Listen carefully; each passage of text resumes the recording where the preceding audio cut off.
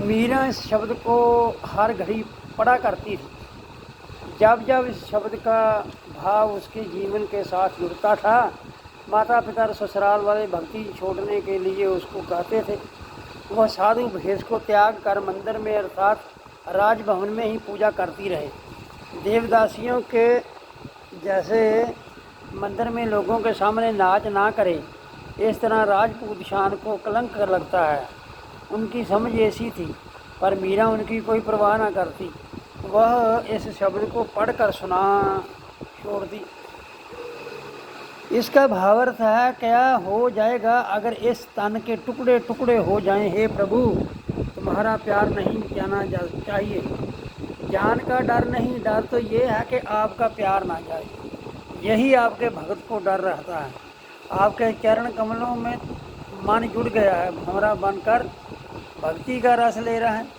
जायदाद और माया के झगड़े में आपका भक्त नहीं उलझता। तुम्हारा भक्त तो प्यार की जंजीर के साथ बंधा हुआ है। किसी तरह भी उनका तुम्हारा भक्त प्यार बंधन से मुक्त नहीं हो सकता। बात यह है कि भक्त जान कभी भी भक्त नहीं छोड़ता, चाहे उसको कितने भी कष्ट उठाने पड़े। जैसे भक्त प्रहलाद को कितने कष्ट और डर दिए गए, लेकिन उसने राम नाम का त्याग नहीं किया। राम ने ही उसकी सहायता की,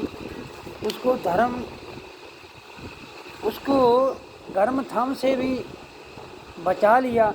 मीराबाई और कर्माबाई रविदास जी के पास कुछ समय नाम स्मरण करने के बाद शहर मेवाड़ को वापस चले गई। रास्ते में सत्संग होते गए। मेवाड़ पहुंचने के बाद मीरा बाई बहुत ही भक्ति रंग में रंगी गई। वह दुनिया और माया के पदार्थों को भूल गई। क्यों भूली भाई? क्योंकि वो अब पूरे गुरु के दर्शन करके आई थी। उन्होंने भक्त रविदास जी को गुरु धारण किया था। उसके भाई और ससुराल वाले इतने क्रोधित हुए कि उसको मारने का इरादा कर लिया।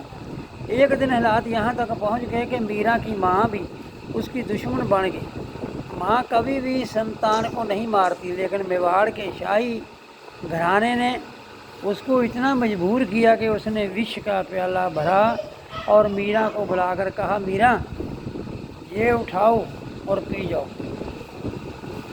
ये ठाकरों का अमृत है, पी लो। सोमनाथ के मंदिर का पवित्र अमृत जो जन्म मरण काट देवेगा। मीरा एक तो माँ पर विश्वास करती थी और दूसरा वह भगवान के नाम से बलिहारी जाती थी। उसने जहर का प्याला उठाया और पी लिया। उसके दिल दिमाग पर कोई असर ना हुआ। उसे स्वाद लगा। उसके भगवान ने सच ही जहर को अमृत कर दिया था। मीठा शरबत। उसने कहा, माता जी अमृत तो बहुत अच्छा है, और भी है या नहीं? यह है तो मुझे एक और गिलास दे दो। मीराबाई की माँ शर्मसार हो गई। वह कुछ भी ना कह सकी, बोल भी ना सकी। जुबान को जैसे लकवा मार गया है।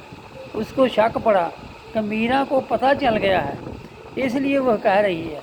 उसके हृदय में ममता जाग उठी। उसने मीरा को अपने सीने से लगा लिया और रोते हुए कहने लगी, मीरा यह अमृत नहीं था, विष था। तेरा भाई और पिता अब तुम्हें जिंदा नहीं देखना चाहते।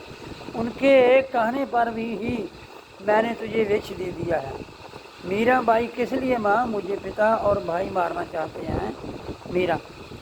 मीरा माँ बोलती है, मीरा तूने एक भूल कर ली है, जो तूने रविदास चमार को गुरु धारण कर लिया है। अच्छा वही था रामानंद गोसाई या किसी पंडित को गुरु धारण करती।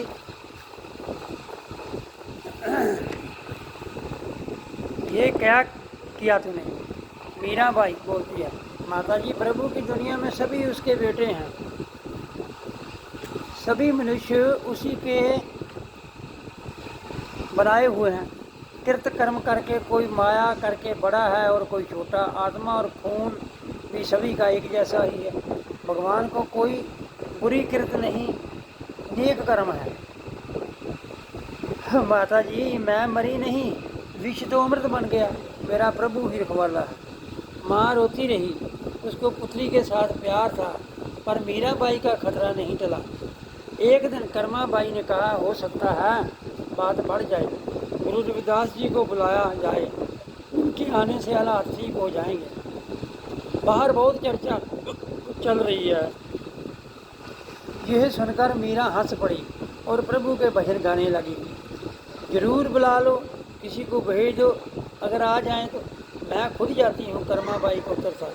ठीक है, ये कहकर मीराबाई भक्ति में लीन हो गई, विष्णु पदा गाने लगी। वह एक पल भी भगवान का नाम जपने से नहीं रुकती थी। दूसरे दिन रास्ते का प्रबंध करके कर्माबाई काशी नगरी की ओर चल पड़ी। उसकी आशा थी कि भगत जी उसके कहे आ जाएंगे। कर्माबाई भगत रविदास जी के आश्रम में पहुंच गई। उसने भगत रविदास जी के आगे विनती की, महाराज कृपया करके आप मेवाड़ तक चलो। एक तो उधर के जिज्ञासु आपके दर्शन करना चाहते हैं और दूसरा मीराबाई बहुत संकट में है। रविदास जी ने पूछा, मीराबाई को क्या संकट आ गया है? वह तो प्रभु की दासी है। कर्माबाई बोली, महाराज मीरा का भाई चंद्रमोहन ही उसका दुश्मन बन गया है। माता ने विष दे दिया था। मीरा आपके दर्शन करना चाहती है। अपने भक्तों की लाज रखने वाले प्रभु ने रविदास जी को विनती की तो वह मेवाड़ की ओर चल पड़े। साथ उनके बहुत सारे साथी भी चल पड़े। रास्ते में आप कलयुगी जीवों को उपदेश देते जा रहे थे। नाथ कछुआ जानो, मन माया के हाथ बिकानो, रहा तुम कहिए तो जगत गुरु स्वामी, हम कहिए तो कलयुग के कमी। इन पंचन मेरे मन जो बिगाड़ो, पल पल हर जीते अंतर पारियो। जद देखूं तद दुख की राशि, अजो न पताए पति आए निगम भय साखी। गौतम नारे महापत स्वामी, शीश धरण ससो भगगामी। इन दूतन खल बंद कर मारियो, बड़ो नलाज अजहू निहारियो। कहे रविदास कहाँ कैसे कीजे, बिन रघुनाथ शरण का की लीजे। इस शब्द में भगत रविदास जी ने आम साधारण पुरुष की अवस्था बयान की है कि वह कैसे विनती करता है, हे प्रभु मैं तो कुछ भी नहीं जानता, ना जाप ना तप ना कर्म ना पूजा ना ज्ञान है। आप तो जगत के मालिक हो, हम कलयुगी वासनावादी आदमी हैं। पांचों काम क्रोध आदि ने मेरे मन को बिगाड़ दिया है। हर घड़ी इन्होंने तो उन्हें प्रभु से दूर कर रखा है, ज्ञान के नज़दीक आने नहीं देते। जिधर भी देखता हूँ दुखों का ही राज हो रहा है, अभी भी ज्ञान नहीं मिला। आगे मिसाल के तौर पर कहते हैं, देखो दुनिया के लोगों, पाप काम करने वाले बड़े पुरुष भी सजा से नहीं बच सकेंगे। गौतम की पत्नी अहल्या और इंद्र की कथा। इंद्र बेईमान हुआ तो गौतम के श्राप हजारों दुख उठाए, शरीर पर निशान पैदा हो गए। पांचों ने ऐसा दुखी किया, निर्लज्ज भी विचार नहीं करता। भगत जी कहते हैं, प्रभु नाम में प्रभु की शरण का कोई लाभ नहीं होता, प्रभु की शरण लेना ही ठीक है। भगत रविदास जी मेवाड़ की ओर चल पड़े। कई सैकड़ों कोस का रास्ता था। रास्ते में जहाँ भी आराम करते वहीं सत्संग भक्ति की वर्षा हो जाती। दुखी दुखों की बाबत पूछते। आत्मक ज्ञानी और अभिलाषी, आत्मा बाबत ऐसे ही सभी कुछ होता जाता। भक्त की उपमा जग में बहुत है। इसी तरह रास्ते में एक दिन भगत रविदास जी अपने मालिक प्रभु के साथ वचन विलास करने लग पड़े। भगत और परमात्मा के क्या संबंध होते हैं, किस तरह प्रभु भक्ति के अधीन हो जाता है, उस बात को दुनिया के आगे इस शब्द द्वारा प्रकट किया है गुरु रविदास जी ने। जो हम बांधे मोह पास हम, प्रेम बंधन तुम बांधे। अपने छूटन को जतन करो, हम छूटे तुम आराधे। माधवे जानत हो जैसी तैसी, अब कहाँ करोगे ऐसी राह। मीन पकड़ फांक्यो और काटियो, रांध कियो बो बाणी। खंड खंड कर भोजन कीनो, तो न बिसरो पानी, आपन बापे नाही किसी को, भावन को हर राजा, मोह पटल सब जगत व्याप्यो, भगत नहीं संतापा। कह रविदास भगत एक बाड़ी, अब कह यह कास्यो कही है, जहाँ कारण हम तुम आराधे, सो दुख अजहू सही है। सोरठ राग का शब्द है ये, जिसका अर्थ भगत जी कहते हैं, प्रभु जीव हम जगत में आए तो आपने मोह के शब्दों फंदों से बांध दिया, लेकिन हमने भी आपके प्रेम को बंधनों से बांध रखा है। हम तो आपको याद करके बंधनों से छूट गए, पर अब आप कैसे छूटोगे? अब छूटने का प्रबंध करो। हे वाहिगुरु, जिस तरह हमारा प्यार आपके साथ है वह आप भी जानते हैं, अब क्या करोगे? यह प्यार टूटने वाला नहीं, यह प्यार तो ऐसा है जैसे जाल और मछली का होता है। शिकारी का और मछली पकड़ने वाला मछली को जल में से पकड़कर चीर कर टुकड़े टुकड़े करता है और पकाता है, खाता है, लेकिन मछली पानी को नहीं भूलती, खाने वाला पानी पीता रहता है। ऐसे ही हमारा प्यार आपके साथ है।